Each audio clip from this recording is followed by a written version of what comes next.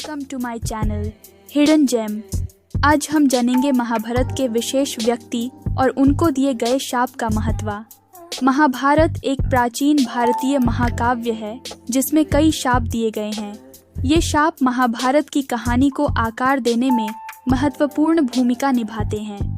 यहाँ कुछ प्रमुख शापों का संक्षिप्त विवरण और उनका महत्व इस वीडियो में जानेंगे।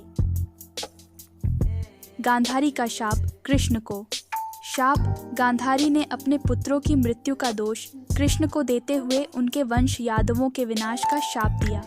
महत्व, यह शाप बाद में साकार हुआ और यादव कुल ने आपसी संघर्ष में नष्ट हो गया। ब्राह्मण का शाप कर्ण को। शाप, कर्ण द्वारा एक गाय को मार देने पर ब्राह्मण ने शाप दिया कि युद्ध के समय उसका रथ का पहिया जमीन में फंस जाएगा। महत्व, कुरुक्षेत्र युद्ध में यह शाप साकार हुआ और कर्ण की मृत्यु का कारण बना।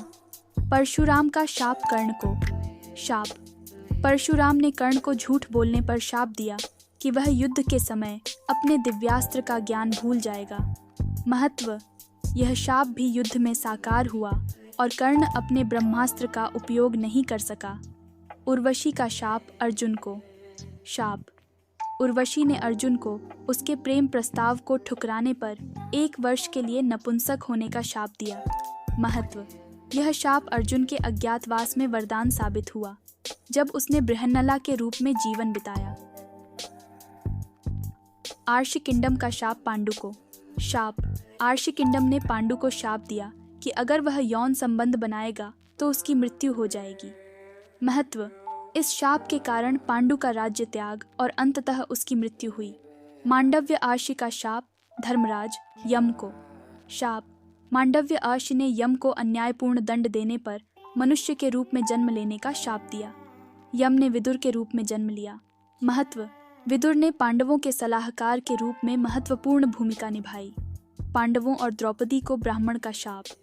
शाप, एक ब्राह्मण ने अपमानित होने पर पांडवों और द्रौपदी को कठिनाइयों का शाप दिया।